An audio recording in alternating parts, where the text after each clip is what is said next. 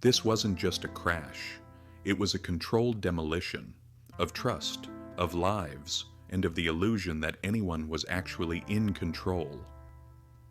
The 2008 financial crisis didn't come out of nowhere. It was decades in the making. A slow-motion disaster built on greed, denial, and mountains of money that existed only on paper. And when the system finally snapped, it didn't just take down Wall Street. It took homes, jobs, savings, and futures with it. And the craziest part? The people who caused it walked away richer. If you were just an ordinary person in 2008, the collapse felt sudden.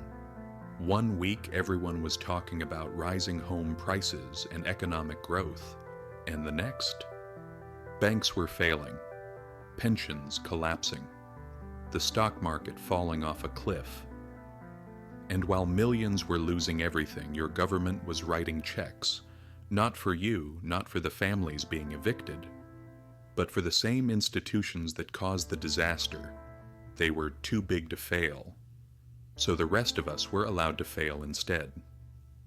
Now, the crisis is often explained with complicated jargon: subprime mortgages, credit default swaps, securitization. But strip away the fancy language, and it becomes a very old story. Money and power, left unchecked. Let's rewind. After the dot-com crash in the early 2000s, Wall Street needed a new gold mine, and they found it in real estate. Owning a home wasn't just the American dream.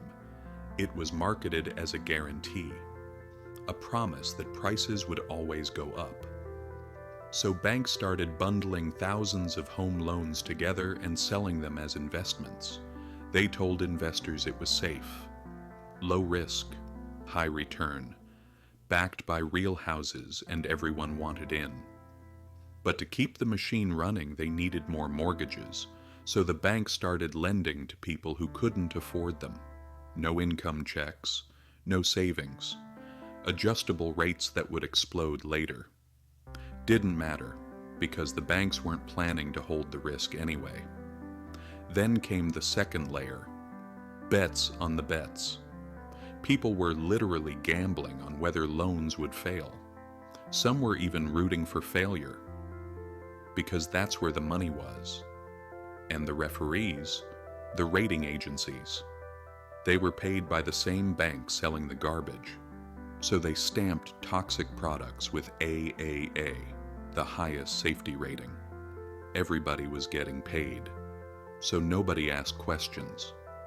By 2006, the housing market was overheating.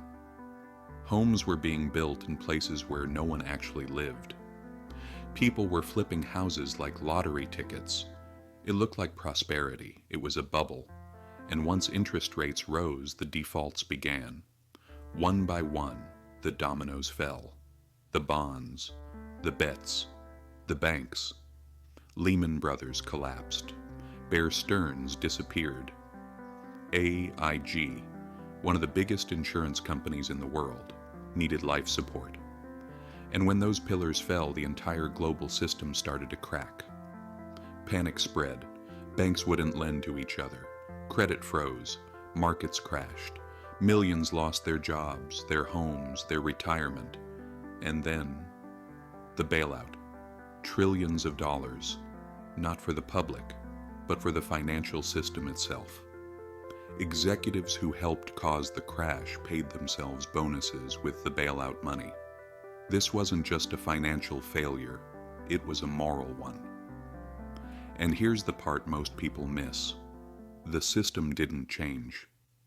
In the years after the crisis, central banks printed more money than ever before. They called it quantitative easing, a fancy term for flooding the financial system to keep asset prices rising. Stocks went up, housing went up. Corporate profits skyrocketed. But wages didn't. The rich got richer, everyone else didn't. Fast forward to 2020. The pandemic hits, and governments print even more money in 2 years than they did in the entire decade after 2008. For a moment it felt like the system had found a cheat code, endless money. But then inflation came roaring back. And now? Debt is higher than ever. The system is bigger, faster, and far more fragile. The same architecture that collapsed in 2008 is still here. Just hidden, just renamed, just waiting. So what do we learn? Complexity doesn't mean safety. The financial world thrives on confusion. Incentives drive behavior. If the people in charge face no consequences, they take bigger risks. Financial education is survival. You don't need to be an expert.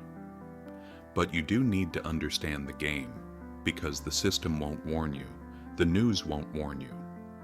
But history will, if you pay attention. The 2008 crash wasn't the end. It was the opening act. If this gave you something to think about, hit subscribe. History doesn't repeat. But if you ignore it, it will knock you flat just the same.